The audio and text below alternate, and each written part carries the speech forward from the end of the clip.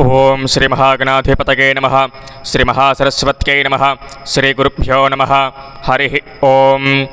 अथ श्री कालभैरव ककार अष्टोत्तर शतनामस्तोत्रम्।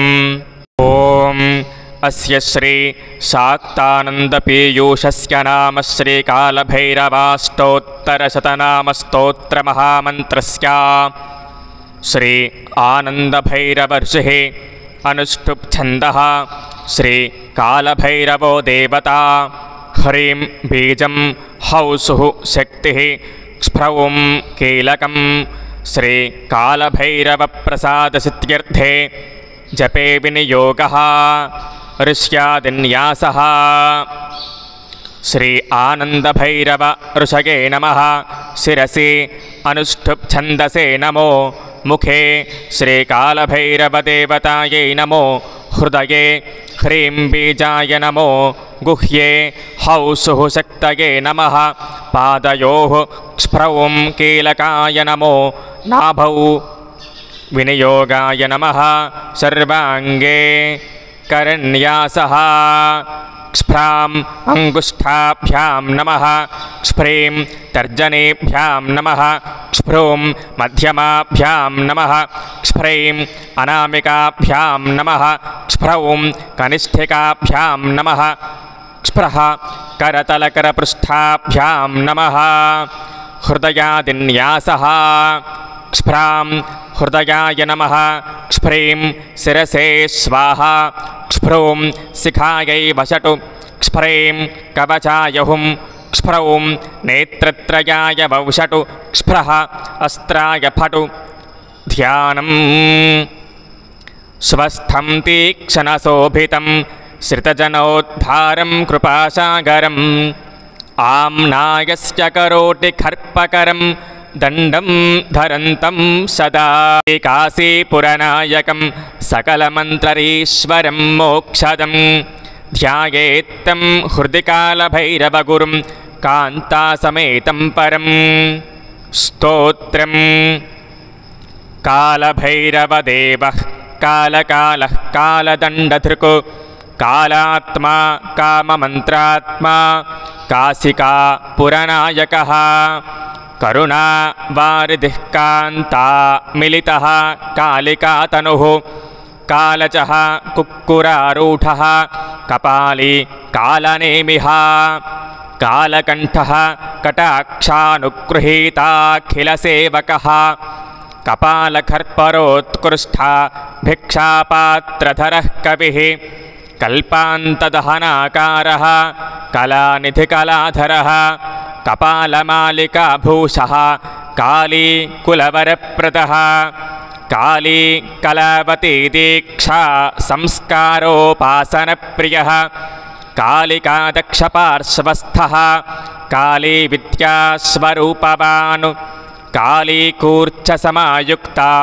भुवनाकूटभासुरः काली ध्यानजपासक्ता हृदगारनिवासकः कालिकावरिवस्यादि प्रदानकल्पपादपः कालयुग्रावासवब्राह्मी प्रमुखाचार्यनायकः कंकालमालिकाधारी कमनीयजटाधरः कोनरेखाष्टपत्रस्था प्रदेशबिन्दुपीठकः कदलीकरवीरार्का कञ्जहोमार्चनप्रियः कर्मपीठादिशक्तिशः कलाकाष्ठादिपालकः कटप्रूः कामसञ्चारी कामारिः कामरूपवान् कण्ठादि सर्वचक्रस्थः क्रियादि कोटिदीपकः कर्णहीनोपवीताभः कनकाचलदेहवान्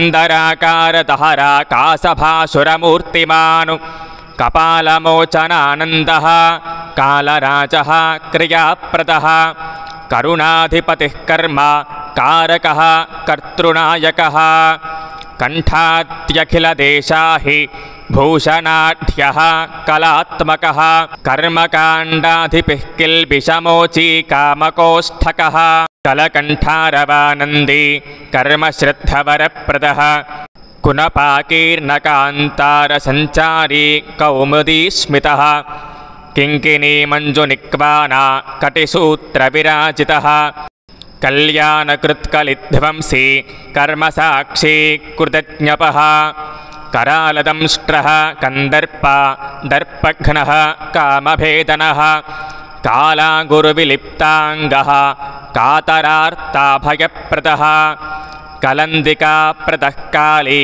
भक्तलोकवरप्रदः कामिनी काञ्चनाबद्धमोचकः कमलेक्षणः कादम्बरीरसास्वादलोलुपः काङ्क्षितार्थदः कबन्धनावः कामाख्या काञ्च्यादिक्षेत्रपालकः कैवल्यप्रदमन्दारः कोटिसूर्यसमप्रभः क्रियेच्छाज्ञानशक्तिप्रदीपकानललोचनः काम्यादिकर्मसर्वस्व फलतः कर्मपोषकः कार्यकारणनिर्माता कारागृहविमोचकः कालपर्यायमूलस्थः कार्यसिद्धिप्रदायकः कालानुरूपकर्माङ्ग मोशनभ्रान्तिनाशनः कालचक्रप्रभेदी कालिम्मन्ययोगिनी प्रियः काहलादिमहावाद्य तालताण्डवलालसः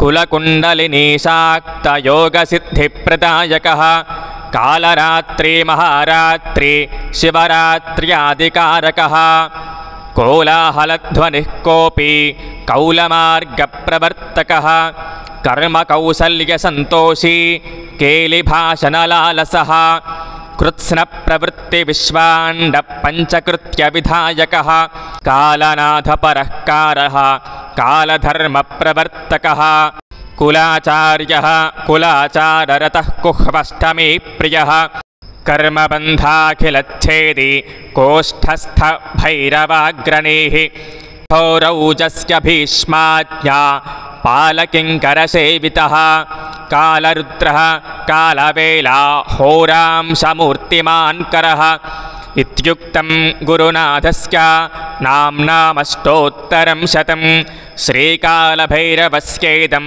रहस्यमतिपावनं श्रीशाक्तानन्दपीयूषं मोक्षसाधनमुत्तमं विद्यासर्वस्वसाराढ्यं योगिनी हृदयङ्गमं पुण्यं सुदुर्लभं गोप्यं शमथप्रदमौषधं ककारमातृका ब्रह्मं गुर्वनुग्रहसिद्धिदं यो जपेत्परया भक्त्या प्रेमध्यानपरः सदा गुरुप्रसादाल्लभते वरं सर्वमभीप्सितम् इति श्रीकालभैरव ककार अष्टोत्तर शतनामस्तोत्रं सम्पूर्णं।